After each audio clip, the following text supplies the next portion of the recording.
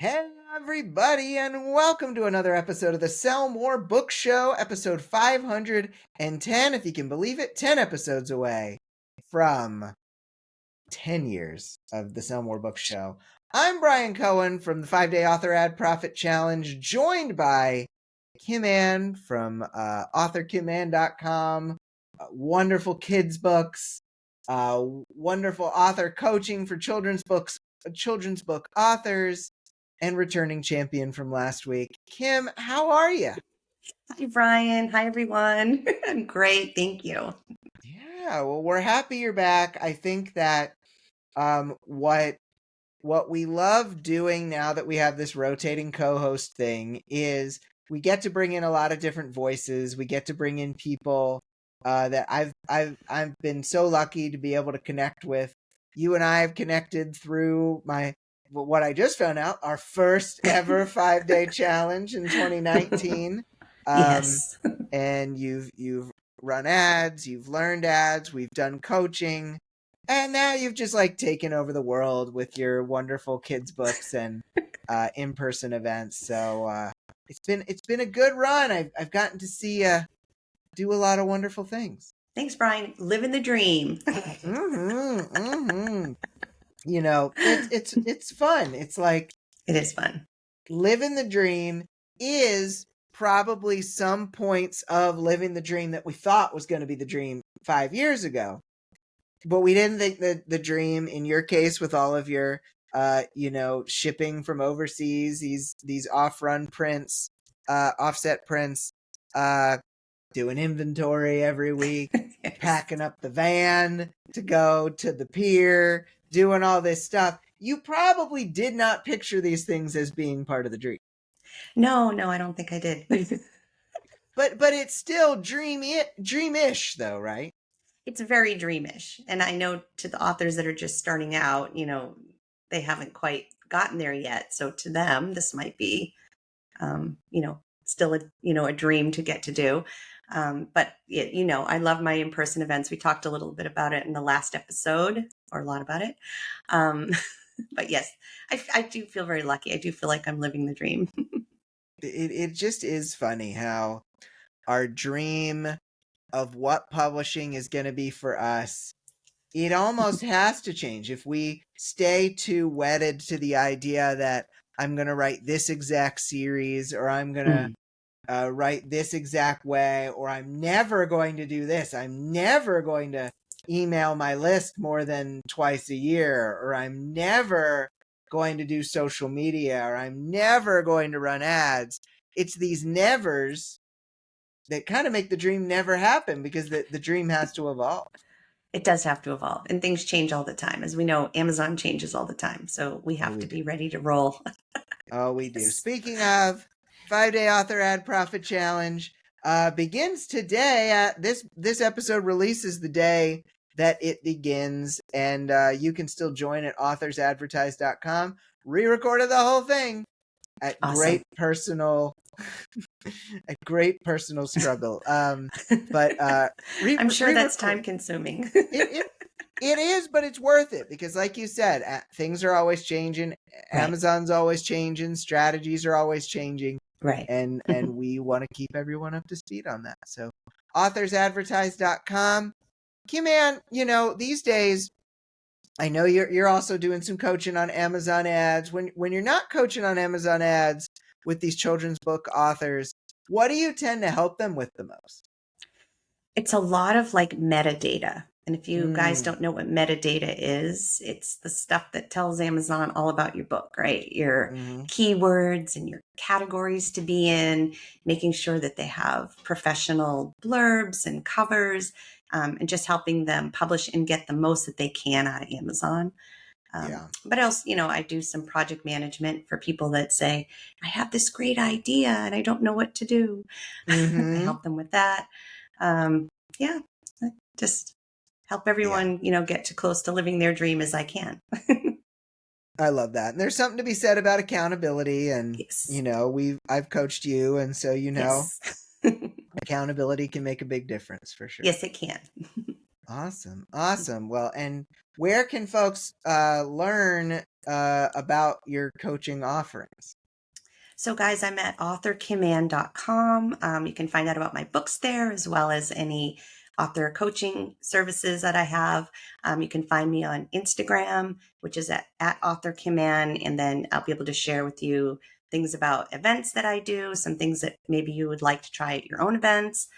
So give me a follow. Awesome. Love it. Let's go into the previous week's question. Okay.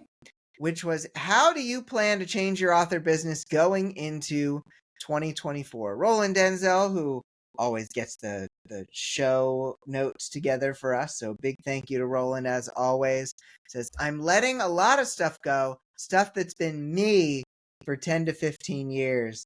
Hard to do, right? It's just like we talked about with adapting that dream. Oh, definitely. That would be hard to do. Yeah. Second comment over to you, Kim. Cassandra Metcalf, narrator and author, said, I'm planning on implementing daily and weekly changes that will help me establish writing as a bigger part of my identity. I market a lot, but I don't actually write as much as I want to. I plan to make it a daily habit this year. I'm also going to be smarter about my launches, make prep lists, and actually schedule and work ahead to my book launches. Make checklists, send out ARCs, and do it the right way. I love that. That's a great intention, Cass. And I mean, the identity thing is huge there. It is. Establish writing as a bigger part of my identity. I remember reading about that in Atomic Habits by James Clear. He talks a lot about, you can't just be trying to quit smoking. You are a person who doesn't smoke. And that's hard. Like, I am a non-smoker. Identifying as that is not easy. Do you feel like in the last couple years, Kim, did you have to make any identity shifts to find more success? Oh, definitely. I mean, even just the switch from author to publisher to coach, all of those have been shifts. Shifts in how I plan my day, shifts in my identity for sure. Yeah. Yeah. Good stuff. You can answer the questions of the week in the future, maybe get your name and your quote read on the show at sellmorebookshow.com or in the Sell More Book Show After Party Facebook group. We got the top story. Kim, you ready? I am ready. All right, let's do it. Rut Buster. If you're stuck in a rut, you're going to have to get uncomfortable, writes Emile Noel Provost for Writer Unboxed. It's natural to avoid situations that are hard or make you feel uncomfortable, but keeping it safe also leads to stagnation and lack of growth. The worst part is you might not even know you're in a rut until something shines a light on it, like a sales report that Provost saw for her book. Quote, I noticed that every time I attended an in-person event or did an author talk, there was a bump in sales. This is great news and very useful information. Only problem is that I'd rather get a cavity filled than speak in front of a group of people, end quote. A week later, however, Provost read a book that explained that doing things that make you feel prickly and awkward, like public speaking, more often and in small doses can help. Those uncomfortable things will eventually become a part of your new, more inclusive comfort zone. You might think you can't push yourself out of your comfort zone, but you've done it before. You've learned to drive, swim, or ride a bike, speak another language, or simply shared your writing with someone, all of which are good examples. The bottom line, says Provost, if you want to improve your life or advance your career, you might have to put yourself in some uncomfortable situations. Kim. Yes. I love this. I was really excited Roland found this one. It is hard to step outside your comfort zone. Like what do you think has helped you to step out of your comfort zone in some ways?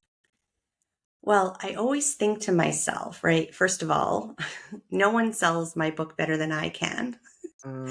And I say that to myself, like before I go to an event, before I get on a podcast like this, even before I send out emails.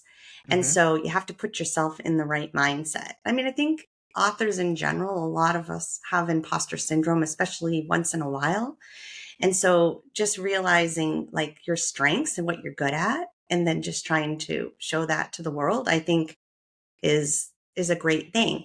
And you don't necessarily have to speak to a large group of people. It's like one email at a time. It's like you're addressing an email to one person, or if you're at an event, you're talking to one person, right? Yeah. So kind of like, like your elevator pitch in a way, like just believing that and sharing it.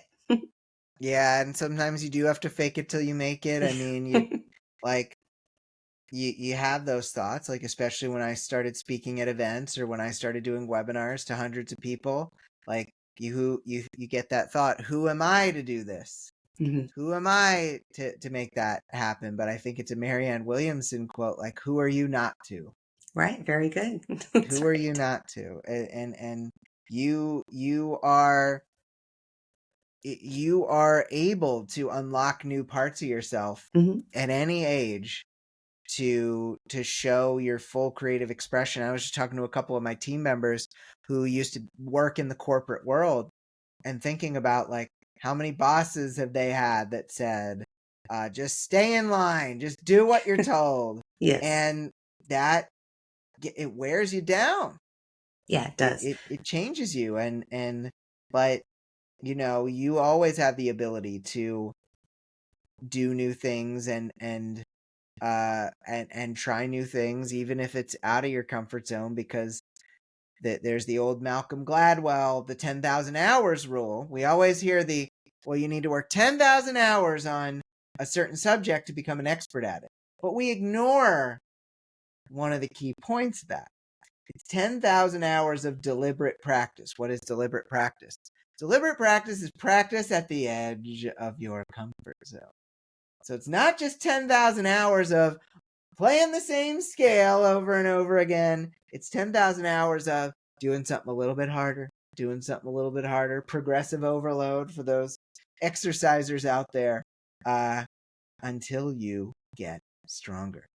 So, scary stuff, cool stuff here. Kim, hot potato of wisdom question for you. What are some tips for those authors who struggle to put themselves out there, even in small ways? Not necessarily events, not necessarily whatever, but who just don't even want to put themselves out there in a tiny way. So a little bit kind of what we just talked about, but a couple things that I always say to myself is that like, there's no better expert on me or my books than me. Right. I always sell more books if I go or I show up than if I don't. Mm-hmm.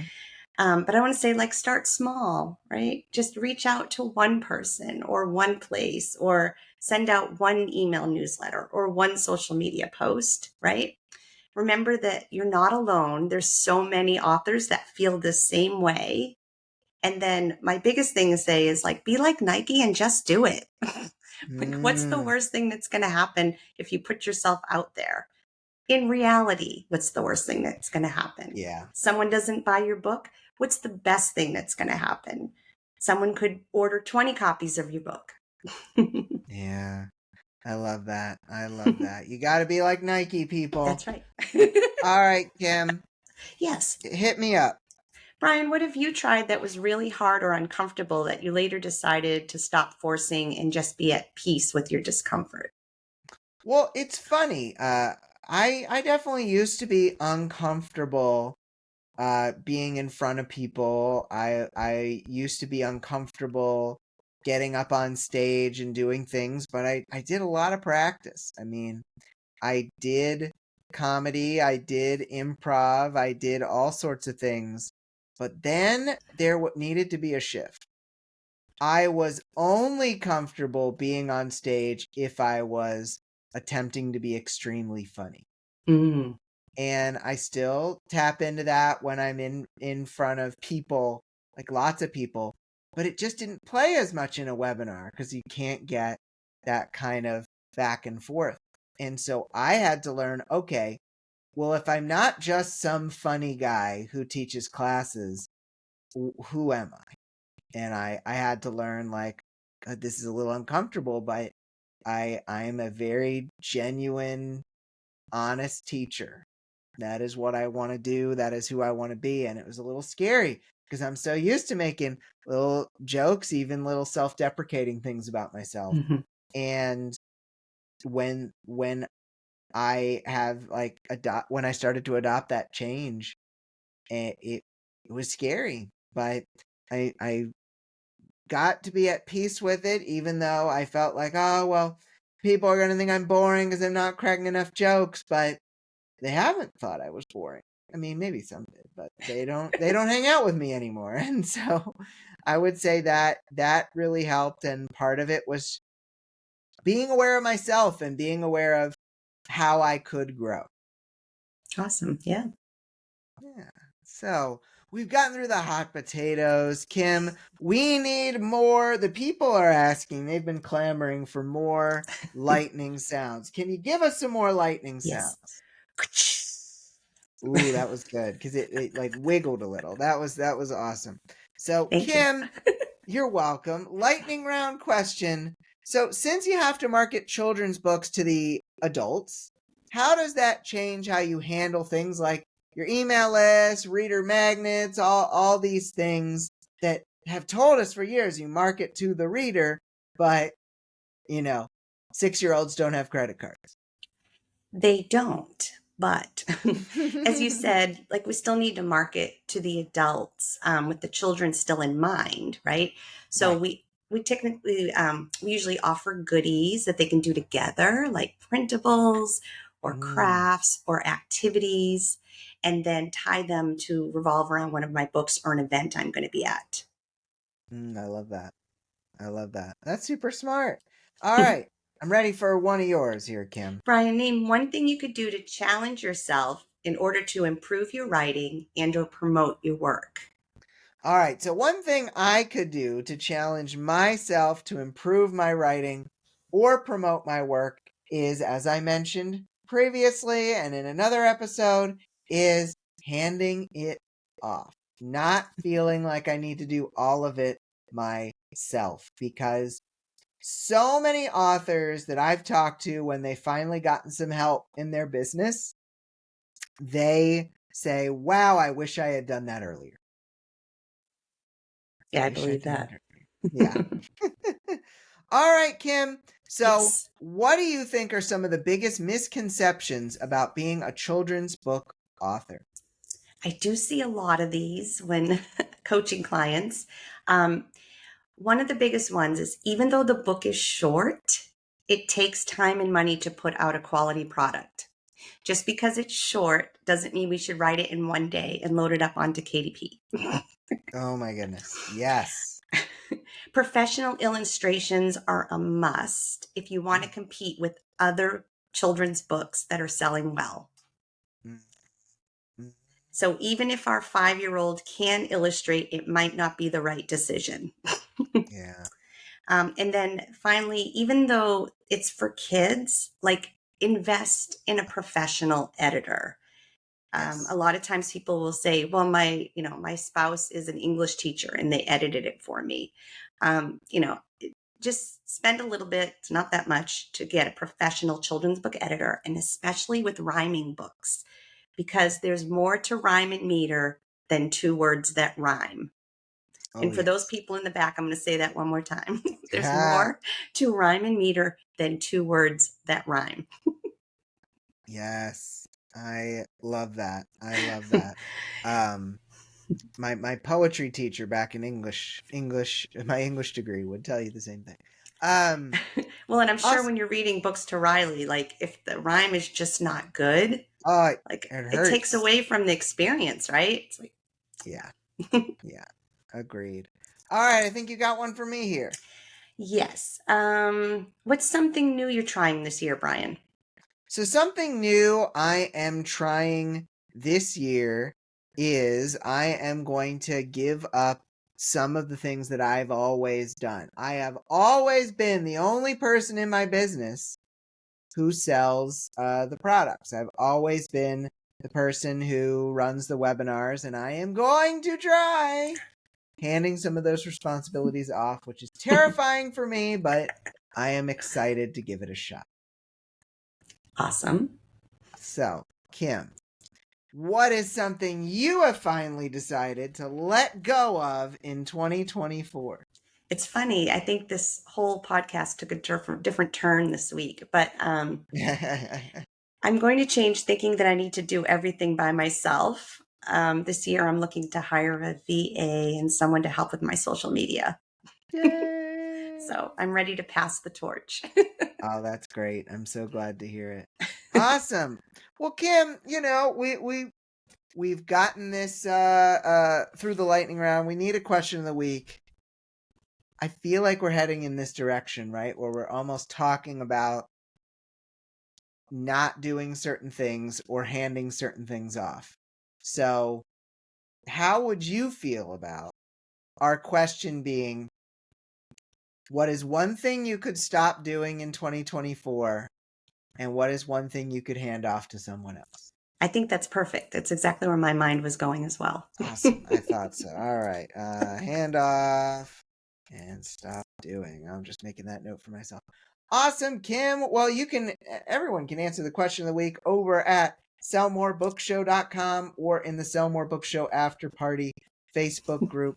If you are thinking about writing a children's book, or you've got a children's book out, or you've got a few children's books out, Kim Ann knows what she's talking about with her 26 plus books out and all of the success she's had with, what is the biggest number of books you've had on hand from an offset print run at one time?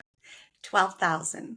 12,000 books. I'm sure your husband loved that. Yes, because I do stock them in my garage. I live in California, so I don't have some of those weather issues that other people have. And so the cars all had to go to the driveway. Oh, well, it all works out in the end. Small price to pay, I think.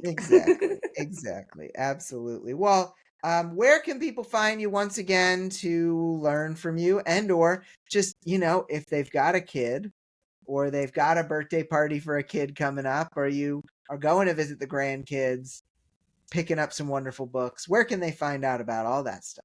Well, I'm on Amazon. If you just type in Kim Ann, hopefully my Amazon ads are working well. You can visit me at authorkimann.com, my website, where there's information on my books, plus like free resources on there for teachers and parents. And I also have some author resources if you're looking for coaching or help. And then find me on any social media as at Author Kim Ann. Wonderful. Go check out Kim's stuff. Go check out the upcoming or the now in progress 5-day challenge at authorsadvertise.com. Next 2 weeks, we're going to have a wonderful author that you and I both know, Jeffrey Mason. Awesome. Who writes what I've referred to as highbrow low content. Yes. Which is, there's a lot of low content books out there, but he writes something that is really truly elevated, and I'm so excited. He had, I think his second straight very, very successful 6-figure year, and we are excited for him. He's an awesome person and has an awesome product. Definitely. Yeah, I feel the same. Well, Kim, it has been a delight to have you these 2 weeks. I really appreciate you joining us. Thank you, Brian. Thank everybody at Sell More Book Shows. I'll see you at the after party. Woo, we'll be there at the after party. And you can come back next week for our next episode. So for Kim, I'm Brian. Have a great week of book selling, everybody. And we'll talk to you next week for episode 511. Bye. Bye.